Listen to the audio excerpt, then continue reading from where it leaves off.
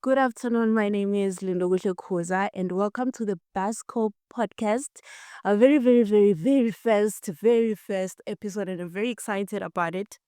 And of course, as the first episode, we have invited the managing director of Buscor, Mr. Timothy Matsebula. Mr. Timothy, how are you? I am good. How are you, Linda? I am very well, thank you. Welcome to the podcast. It feels really a privilege to be the first in this year podcast. Yes, very first, and this comes at a very good time because we are going to be engaging on the new changes that Busco has made and. But before we get there, I want you to tell us who Timothy Matsebula is. Yes, my name is Timothy Matsebula, also known as Oupa. But as you can rightfully guess, I have my grandfather's names. That's why I'm called Oupa. So to a lot of people, I'm known as Oupa. But to those close to me, they know me as Mpopoli. To most people, know me as the chairman. Now I've been involved in soccer, especially sports. I'm a sportsman. I'm a family man, and I love people. So Timothy Mpopoli Matsebula is second generation in the Matsebula clan. My parents are Joseph and Josephine Matsebula. I have four siblings. I have a brother and three sisters. My elder brother is Collins Kumbuzo Matsebula, and I have sisters Princess Matsebula Temberiche, as well as Pat Samuel Siwe Matsebula. So in a nutshell, that is Oupa Matsebula. And I am the MD of Bango, the first after Mr. Kinyer. We've had at Busco, I think in the past, we've had two managing directors. One was, before it was Mr. Fred Kinyer, and then Bram de Jong, and then it was Mr. Fred Kinyer. So I am like the third managing director after these two white colleagues left. Thank you. Okay. All along, I've been thinking Opa is your real name. No, no. But to you, of course, I'm still Opa or Eddie. Okay. Very well, then I think people have gotten like a gist of who you are. And you've already highlighted some of the things that go into the history, which is one of the first questions that we are going to basically ask you about the history of Busco. Where does Busco come from? Who founded it? With who? How did it change? How did it evolve? How did we get to where we are now from where, say, the Matebulas were when we knew Busco as Matsebula Bus Services? Yeah. Yeah. So, Busco is, as it is very young. But if you look at its inception, from inception, you are talking the 1959. So in 1959, the brothers, especially Michael.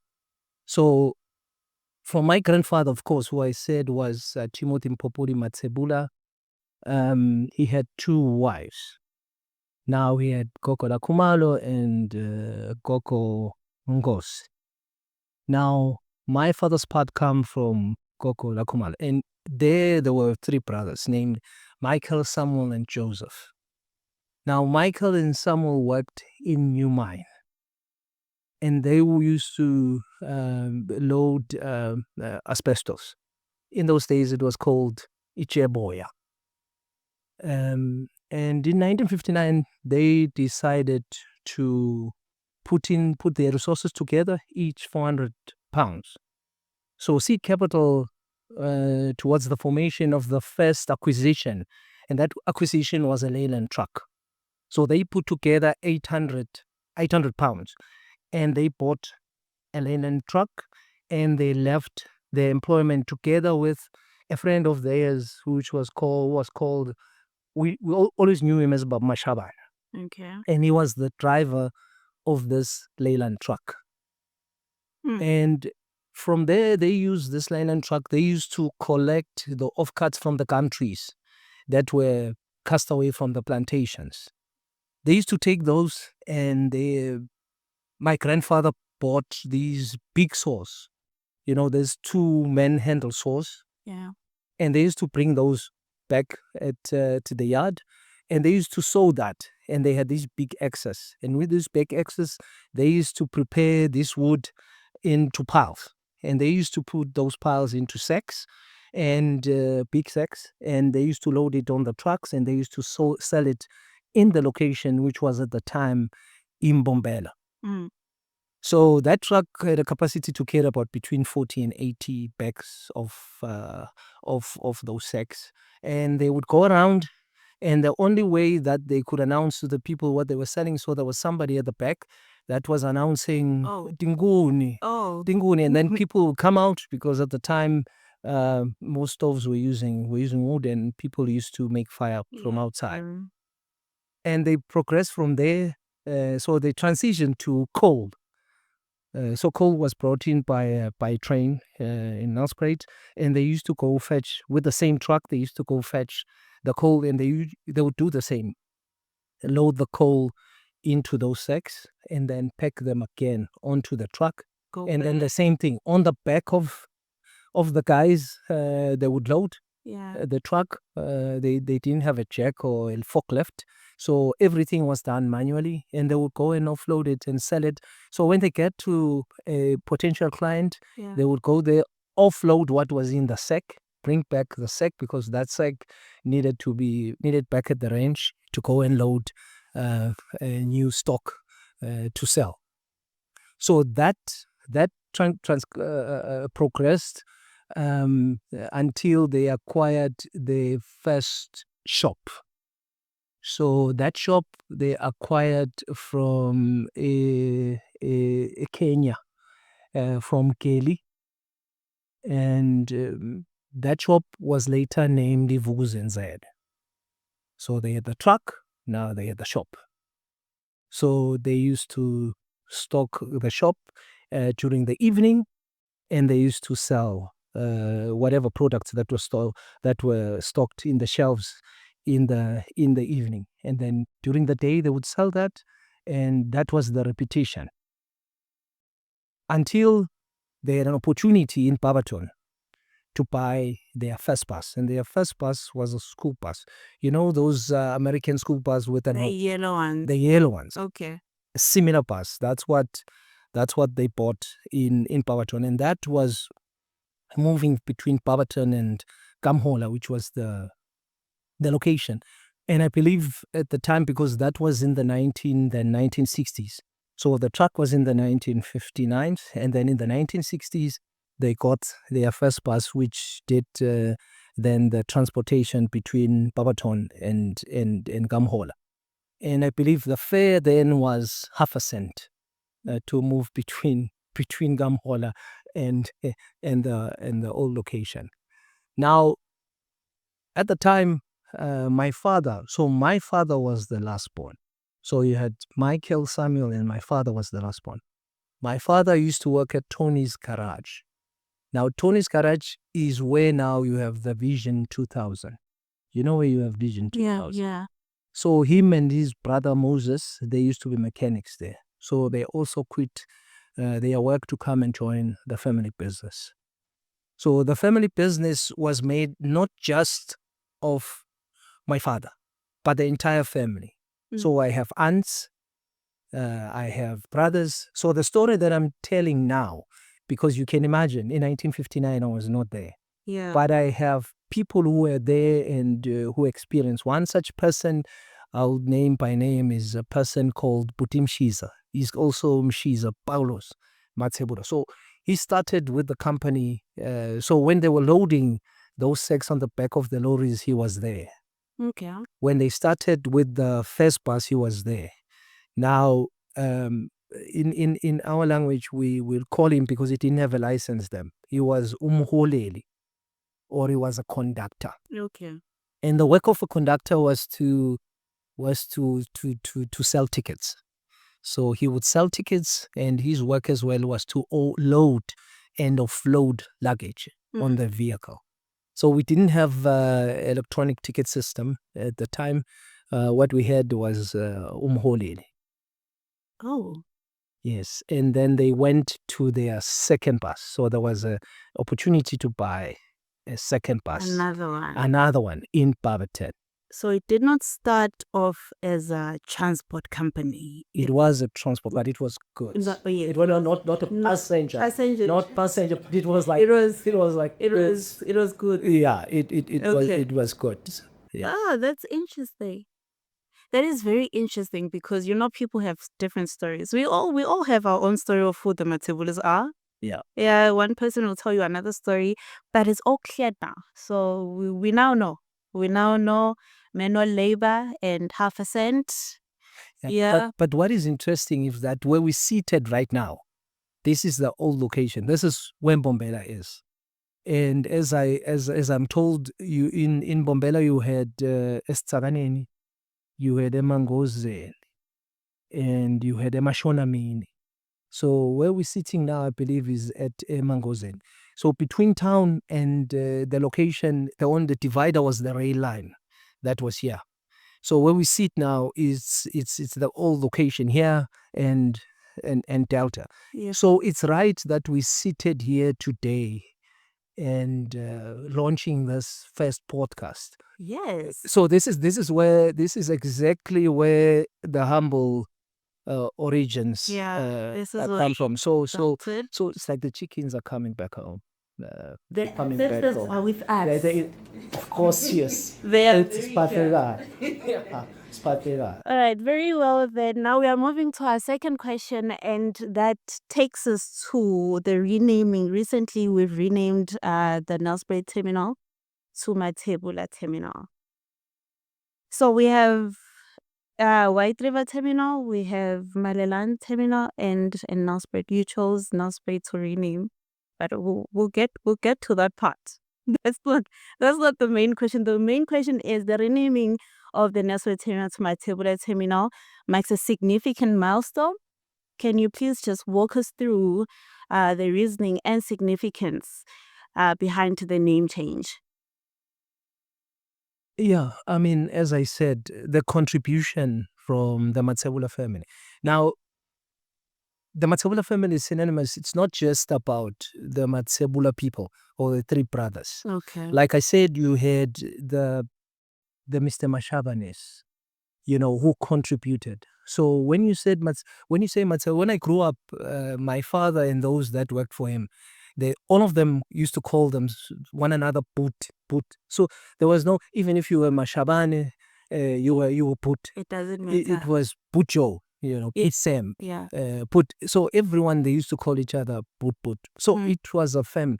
So and the contribution is not just from my father's side. So like I said, from my aunts, from my own mom, because everybody lent a hand with the shop, from people like Boputi Mshiza.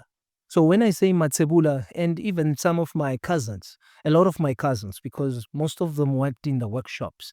So if you look at the contribution, you said previously historically it was known as Matsebula's bus service. Yes. So from the truck story, because that's where I believe the inception was, to the first bus, and then coming into Nelspruit.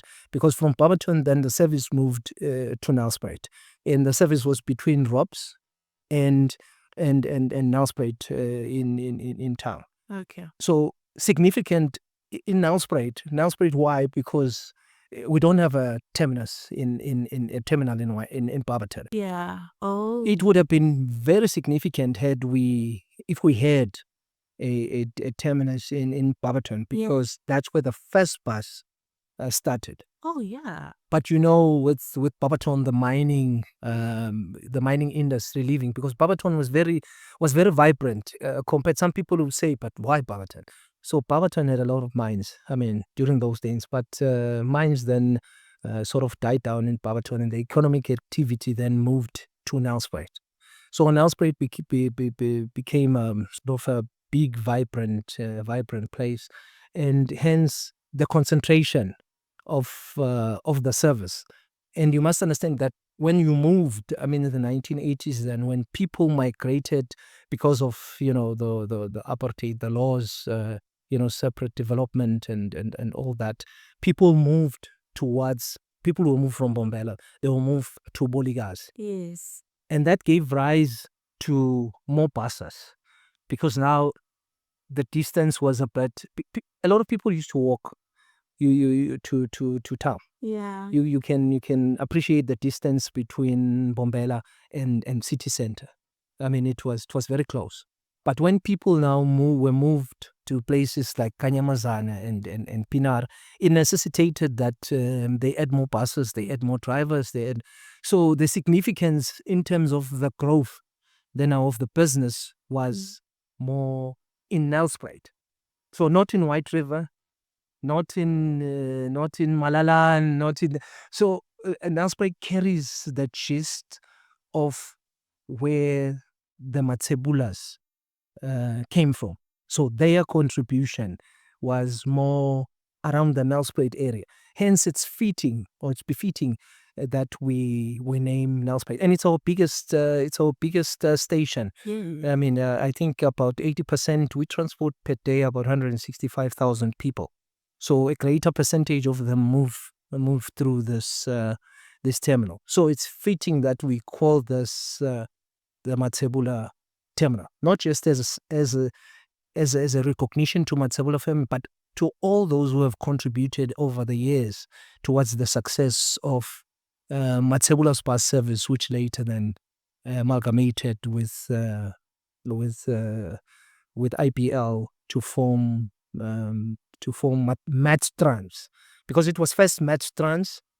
Before it became Buscor, it was Matstrans. So it moved from Matsebula's bus service amalgamation in the 1980s with Fred Quinez and Erasmus to now Matstrans. And I must say that I'm talking here for the Matsebula family, but there's other families as well along the way who have contributed. You had on the White River side, you have the Nyalungas who contributed immensely. But right now we're talking about Nelspruit, and Nelspruit is where the Matsebula's sort of a journey started. So that's why it's befitting for us to call this terminal. It's a small feat for such a contribution from these old people. It's a small feat just to recognize this infrastructure and naming it after them. So that's why it's not White River nor Malalane, but specifically Nelspruit. Okay, awesome. Okay, now we have the history of where Buscor comes from. We have learned about the Matsebula brothers. We have learned about the other families that contributed into what Buscor is today from where it started. It's very amazing, I should have my own 5 rand and start a company. Because you're thinking, is this possible? If they could do it during the apartheid era, I mean, we have free will now. Anyone can do whatever it is that they want. But we're moving along to that question. Now, technology plays a very transformative role in many industries today. And like you said, you did not have ticketing systems back then, so you had to have that brother who was shouting 5 rand a ticket. And then could you please share how advancements in technology have influenced the company's operations, services, and overall growth strategy? Yeah, I mean, if you look at those days when they started, like I said, they had umholeli, or the conductor. Yes. Now the conductor used to collect cash. And then now that evolved into a NIPA. You know what a NIPA is? So you had a NIPA, you had a paper ticket. Oh, okay. Now on the paper ticket, if it was a 5 days, it will have Monday to Friday. And next to Monday to Friday, yeah, it was in and out. Yeah. So a driver would, if you get in, he will nip the in to show that you went in. Then he will nip that. Now we've moved from there. Now we have a smart card. Yeah. So all that technology from the conductor to the NIPA. Now you sell a product, and that product is captured in a smart card. And now you have onboard unit, which is your ticketing system. Yes.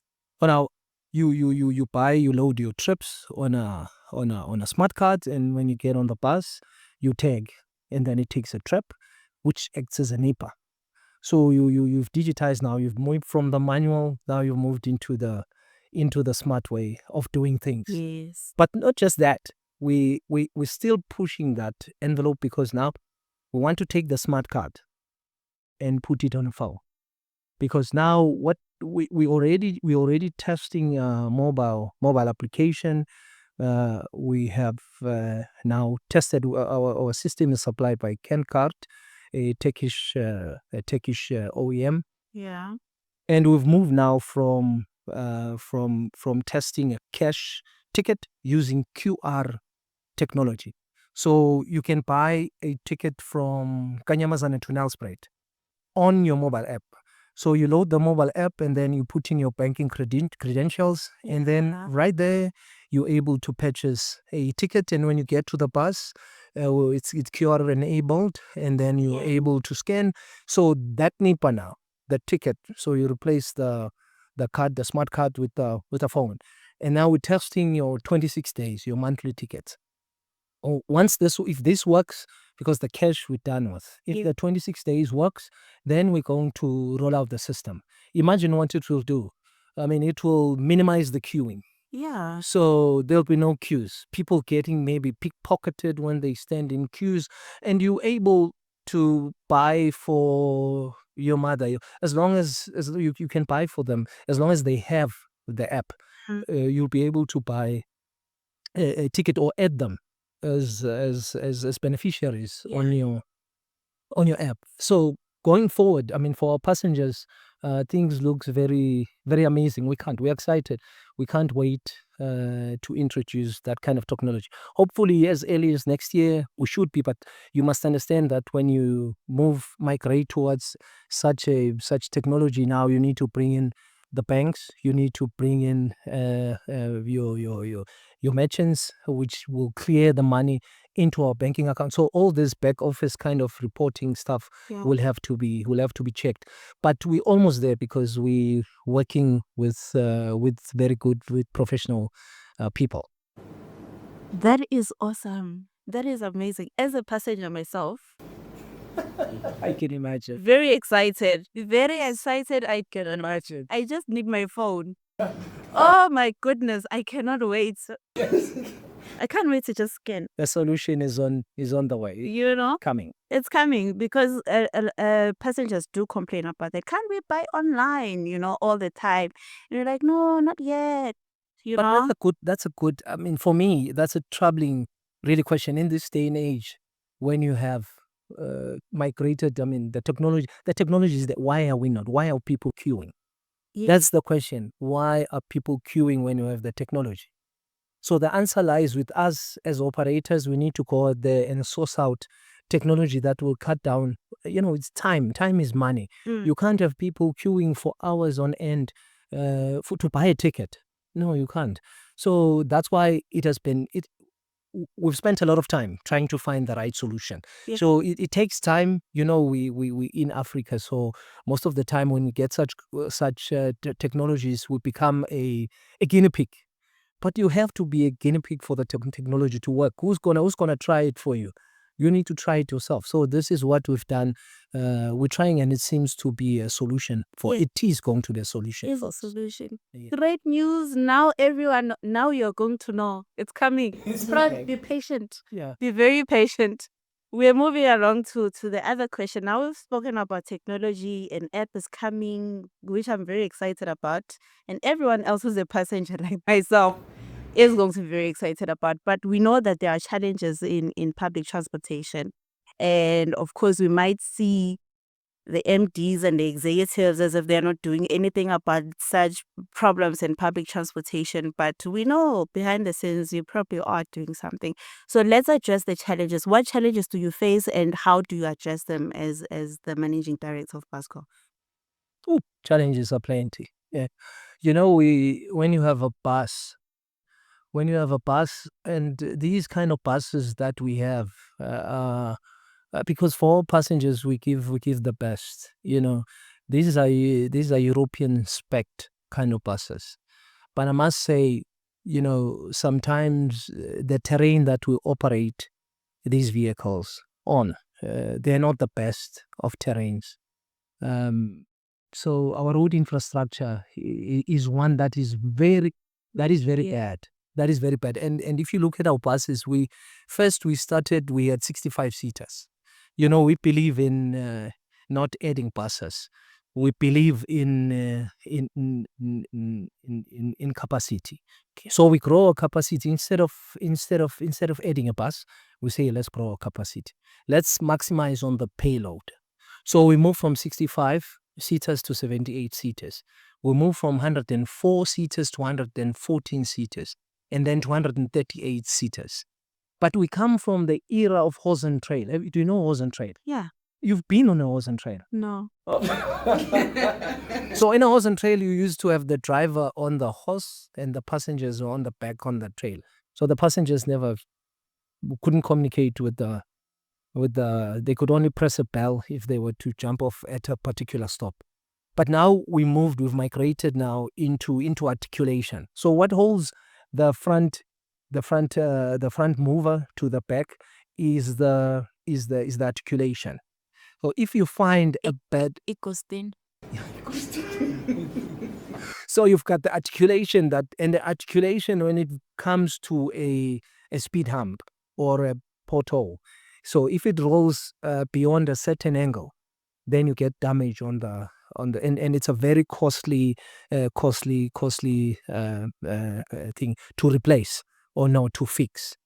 So our roads are they increased our cost of operation, the way in which they are. But we try, we help. So what we've done is we're not just going to fold our arms and not do anything. So we've got TLBs that we bought to assist our municipalities to sort of fix the roads. So we take initiatives and we also supply material to municipalities. As you know, we don't have the right to work on the roads. Yeah. So all we can do is to hold hands with our municipalities and try and fix the problem. Because you can imagine, what's the price of a tire? Over 6,000. So if you lose 10 of them in a day because of impact, that the buses are going through out there. I mean, it's a lot of money. Instead of maybe getting them material for extra, because how many tires then goes through that particular pothole, and how many tires do you lose, at a time? Yeah. So the best thing is to at least try and deal with the problem. Not that we're taking over, the work of municipalities, but we can't just sit on the sidelines and cry and say we're experiencing this problem. We have to do something about it. Yeah. And this is what we are doing. So we hold most municipalities, they work with us from Komazi to here back home. They work with us to try but the problem is huge. But I think we have to deal with it because it just increases, our cost of operating. But another challenge is the challenge of fuel. There's nothing we can do about that. Fuel for the past couple of months, it has reduced, but we've seen it go up now. Again. And we at Buscor, we have only one increase a year. We only had to implement 2 increases when we were faced with when the war on Ukraine started, because then your oil prices went through the roof, and as such, the diesel price was very high. But we have, I don't know, our passengers, they support us. We wouldn't be where we are had it not been for our passengers. They're understanding. We sit down with them. We have a stakeholders group that we talk to them and we explain the inflationary pressures that we experience in the business, and hence we're able at least to resolve that. But diesel is a problem. It can eradicate your bottom line just like that. Because we're using over 1.2 million liters a month. So you can imagine a 1 rand increase per month, what that, if it goes to 2 rand, 3 rand, in no time, your bottom line is eradicated. Yeah. So diesel is a huge challenge. I won't talk about others, in the industry, but just to mention a few, these would be our challenges. I like that you mention the challenge with potholes and because I remember one time I had a conversation with one one of the passengers, so like a passenger friend. Yeah, so I was sitting with I was sitting with them, and they're like, "No, Buscor should be fixing the roads." I like that you're now mentioning that you do assist municipalities to actually fix the roads. So now they're answered, because I did not have an answer for them. I'm like, I don't know. Government, guys. I have no idea. So I like that you mentioned that part. I know that there are a lot more challenges that you face. And it seems that you are dealing with them quite well, because we're still going forward. You're still going forward. Basco is still standing. That means you are actually addressing them, and positively so. Now we are almost at the end of our very first episode. But this is fun. I wish we could have more time. We are going to ask for a message. It's the festive season. Christmas is coming. We are going to be having fun. Unfortunately, sometimes not good fun. So Yeah. still advise, please share maybe a message to your passengers for the festive season. Yeah. The festive season is a time to be spent with family. Businesses close down. We talk of the builders' holiday. Builders, they shut down. Everyone is expecting to go home, relax. But basically, that's time to spend with family. Those who can afford holidays, travel. I mean, drive safe. And those that are going on the coast, be mindful of the currents, the sea. But what we've seen in terms of fatal accidents, I think we've had quite a few. I mean, in the past couple of days, one that as recently as on the R40. So it's a plea to all our young people out there, to everyone, that please, let's be mindful of our speed. Let's not drink and drive. And, we're starting the 16 days of activism against women abuse, child and women abuse. So it starts now. So it starts at a very good time. And hopefully it's not just 16 days for me. It should be a 362, yeah, whatever. A year round Yeah. kind of message. Yeah. And not just 16 days, but I think the 16 days is just to emphasize that the scourge of women abuse, as well as child abuse, is very rife. I mean, we've seen the statistics that were read by Senzo Mkhulu, the Minister of Police. We've seen that the scourge of they may say it's reduced, but one death, either of a child or be it woman, is one death too many. Yeah. So if you may indulge me, Lindo, just to say, we also, in memory of my father and my mother, who were Josephine and Joseph and Josephine, we're going to be holding a tournament which will start this week. Okay. Preliminaries, they will start in Pinar. So we have most of the sections in Pinar, which are made of 8 sections. They will start their games on Sunday. Nice. And then we have games as well in Ligazi. We have also 8 sections in Ligazi that we will play. All of them are playing on Sunday. Okay. And then it will culminate in the finals on the 15th and the 16th. Those will be played in Ganyamazan. So the message is still the same. It's games against, but it's substance abuse as well as GBV. So those games are against such.